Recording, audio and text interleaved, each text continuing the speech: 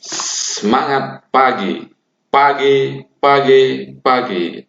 Apa kabar anak-anakku? Hari ini kita akan belajar tentang jenis-jenis kegiatan ekonomi dan cerita fiksi. Di tema 8, tema 2 pembelajaran ketiga. Nah, kegiatan ekonomi. Anak-anak perhatikan gambar tersebut. Itu gambar apa anak-anak? Ya, betul. Gambar Gojek. Nah, ada pertanyaan nih.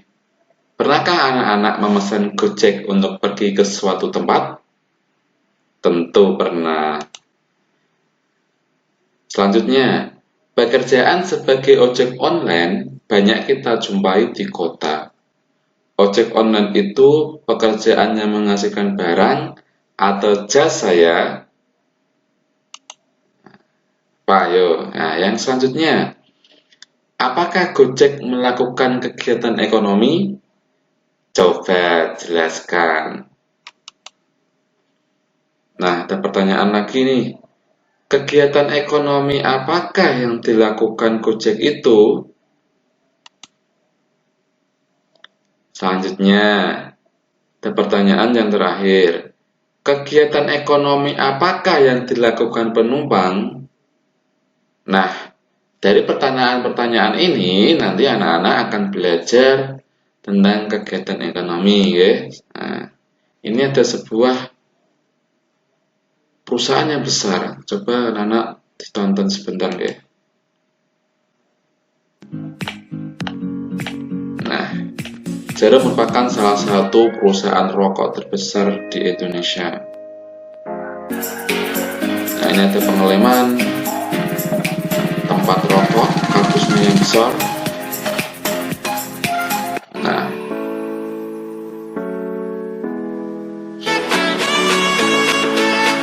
ini adalah membuat rokoknya satu persatu, pengeleman, bungkus plastiknya agar supaya awet. Nah, ini memasukkan rokok ke dalam wadah yang lebih besar. Nah, ini adalah pengiriman rokok yang akan didistribusikan ke toko-toko.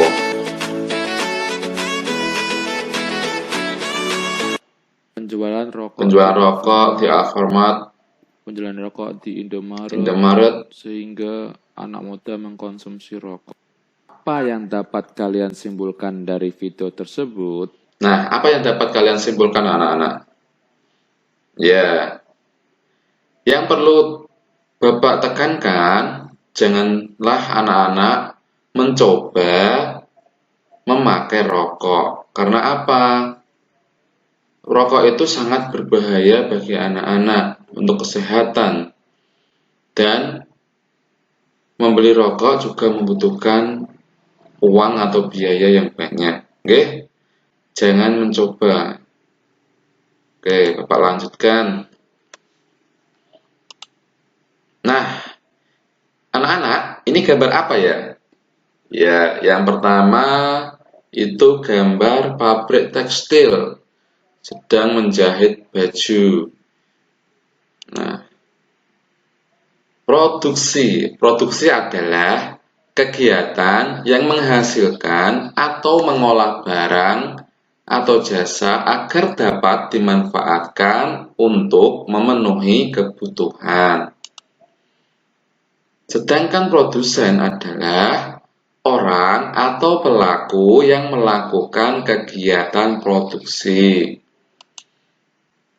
Nah, distribusi adalah kegiatan menyalurkan barang dari produsen ke konsumen. Nah, ini ada contohnya, ada gambar pesawat mengirimkan barangnya melalui udara, ada truk tronton, ada kereta api, maupun melalui jalur air atau laut menggunakan kapal-kapal besar. Nah, kalau begitu distributor apa ya? Distributor adalah orang atau pelaku yang melakukan kegiatan distribusi. Nah, ini ada gambar abang tukang bakso yang sedang menjual baksonya berkeliling. Ini juga termasuk kegiatan distribusi. Selanjutnya, konsumsi adalah kegiatan menggunakan atau menghabiskan barang atau jasa hasil produksi. Bisa dilihat gambarnya ada seorang ibu-ibu ya yang membeli jenang. Nah, sedangkan konsumen itu apa? Konsumen adalah orang yang melakukan kegiatan konsumsi.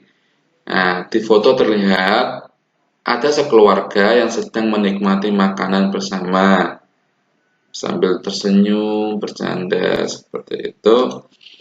Nah, ayo kita berdiskusi anak-anak. Nah, ada pertanyaan nih. Coba kalian jawab ya. Mas ojek online menerima orderan untuk membeli buku cerita fiksi. Kemudian, tukang ojek online tersebut mengirim paket buku fiksi ke pelanggan. Nah, pertanyaannya coba dijawab. Kegiatan di atas termasuk jenis kegiatan ekonomi apa ya? Ayo, anak-anak tadi sudah belajar jenis-jenis kegiatan ekonomi. Tentu anak-anak bisa menjawabnya. Ya, benar. Mas ojek online melakukan kegiatan distribusi karena mengantarkan pesanan ke pelanggan. Nah, sekarang kita akan membahas tentang cerita fiksi. Cerita fiksi itu apa? Cerita fiksi adalah cerita rekaan atau khayalan pengarang. Isi cerita murni dapat berasal dari khayalan pengarang, tetapi juga dapat berdasarkan fakta. Nah, jenis-jenis cerita fiksi ada banyak anak-anak. Cerita rakyat. Cerita rakyat dibagi menjadi 5. Yang A, cerita jenaka. Cerita jenaka itu apa? Cerita yang menimbulkan senyum atau tawa bagi pembacanya.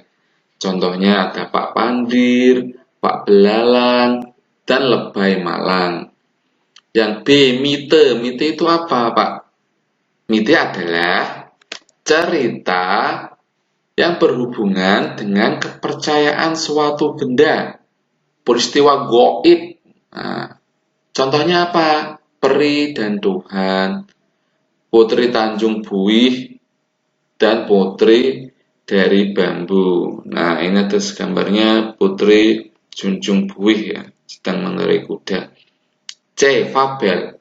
Nah, ini anak-anak pasti tahu nih. Sering membaca cerita fabel. Cerita fabel itu apa? Cerita dengan tokoh-tokoh binatang yang diceritakan hidup berdampingan dengan manusia. Contohnya kancil dan buaya, burung bangau. Nanti ada cerita kasuari dan darah mahkota. Nanti anak-anak menyimak ya. Nah, legenda itu apa? Cerita lama yang mengisahkan terjadinya suatu tempat atau wilayah. Nah, contohnya apa? Terjadinya Gunung Tangkupan Perahu. Ini ada sebuah gambar contoh legenda Batu Menangis. Tentu anak-anak pernah mendengarnya. Yang sage. Sage itu apa, Pak? Sage adalah cerita lama yang mengandung unsur sejarah. Misalnya kepahlawanan, contohnya ada Lutung Kasarung, ada Si Pitung. Cerpen, yang kedua cerpen. Cerpen adalah cerita fiksi yang memaparkan kisah ataupun cerita tentang kehidupan manusia melalui tulisan pendek. Nah, cerpen ini biasanya ada di surat kabar maupun majalah. Yang terakhir novel. Novel adalah cerita fiksi panjang dan mengandung rangkaian cerita kehidupan seseorang dengan orang sekelilingnya dengan menonjolkan watak setiap tokohnya. Nah, ini ada gambar poster tentang Laskar Pelangi. Tentu anak-anak sudah pernah kan nonton TV-nya? Ya, anak-anak ini di sana minim fasilitas. Kalau kalian di Kudus harus bisa. Bisa apa, Pak? Bisa semangat belajar untuk meraih cita-citanya setinggi-tingginya. Oke? Nah, sekarang watak tokoh. Watak tokoh itu ada dua. Tokoh protagonis itu tokoh yang memiliki watak baik. Sehingga apa? Disenangi dan dikagumi oleh pembacanya. Yang kedua, tokoh antagonis. Tokoh yang jahat, yang jelek-jelek. Yang jahat tidak disenangi pembaca karena perannya tidak sesuai yang didambakan pembaca. Nah, ini ada sebuah cerita Kasuari dan Darah Mahkota. Silakan anak-anak menyimak dengan baik ya. Kasuari memiliki badan besar dan sayap lebar. Dia mampu terbang tinggi. Namun, Kasuari amat serakah. Dia memetik banyak sekali buah yang telah masak. Buah-buahan itu disembunyikan di bawah sayapnya, sehingga burung-burung lain tidak kebagian. Burung-burung lain mengetahui keserakahan Kasuari. Oleh karena itu, tidak seekor burung pun mau berteman dengannya. Meski demikian, Kasuari tidak memedulikannya. Lama-kelamaan Kasuari semakin serakah. Tidak hanya buah-buahan di pohon saja yang diambilnya, tetapi juga buah-buahan yang jatuh ke tanah. Burung-burung lain pun jengkel. Mereka mencari cara agar Kasuari sadar dari sifat serakah. Bagaimana jika lomba terbang? Siapa yang mampu terbang tinggi dan paling jauh, dialah pemenangnya. Kalau Kasuari kalah, dia tidak boleh mencurangi kita lagi. Usul Darah Mahkota. Siapa yang bisa melawan Kasuari? Badannya besar, sayapnya lebar sekali. Sekali mengepakkan sayap, dia pasti terbang jauh. Kita tidak akan menang, jawab Pipit pesimis. Ingat, kita harus menggunakan akal. Serahkan semuanya kepadaku. Aku akan melawannya dalam perlombaan ini, kata Darah Mahkota sambil tersenyum. Dia berusaha meyakinkan teman-temannya. Teman-teman Darah Mahkota saling berpandangan. Mereka bertanya-tanya dalam hati. Mungkinkah Darah Mahkota yang bertubuh kecil dapat mengalahkan Kasuari yang besar? Darah Mahkota menyampaikan tantangannya kepada Kasuari. Kasuari menyetujui tantangan Darah Mahkota. Saat pertandingan tiba, semua burung hadir menyaksikan. Dengan sombongnya, Kasuari menertawakan Darah Mahkota. Sudahlah, kamu menyerah saja daripada mendapat malu, ejek Kasuari. Darah Mahkota bergeming. Siapa yang tertawa belakangan, dia yang menang, sahut Darah Mahkota. Kasuari dan Darah Mahkota pun bertanding. Mereka melesat dengan kencang. Kasuari terbang cepat sekali. Sekali Kasuari menoleh, Darah Mahkota yang berada di belakangnya. Dia takut jika Darah Mahkota menyusulnya. Saat asik menoleh, tiba-tiba brak! Kasuari menabrak batang pohon. Sebelah sayapnya pun patah. Semua yang hadir tertegun. Tetapi Kasuari tak mau menyerah. Dia berusaha bangkit dan mengepak-ngepakkan sayapnya. Sayangnya, dia terus terjatuh dan menggelepar di tanah. Sementara itu, darah mahkota terus melesat jauh meninggalkan Kasuari. Kasuari hanya dapat memandang darah mahkota dengan rasa malu. Sekarang dia baru tahu rasanya menjadi makhluk lemah. Selama ini dia selalu merasa menjadi burung terhebat. Namun, dalam sekejap dia tidak mampu terbang lagi. Beberapa burung lain turun ke tanah. Mereka membantu Kasuari. Kasuari semakin malu karena selama ini dia telah mencurangi mereka. Sejak saat itu, Kasuari sadar dan mengubah perilakunya. Namun, sayang sekali, sejak saat itu pula Kasuari tidak bisa terbang lagi. Dia harus mencari makan di tanah. Nah, anak-anak, itu adalah cerita singkat tentang Kasuari dan darah mahkota. Silakan coba anak-anak jawab pertanyaan ini. Yang nomor 1. Temukanlah tokoh-tokoh dalam cerita Kasuari dan darah mahkota.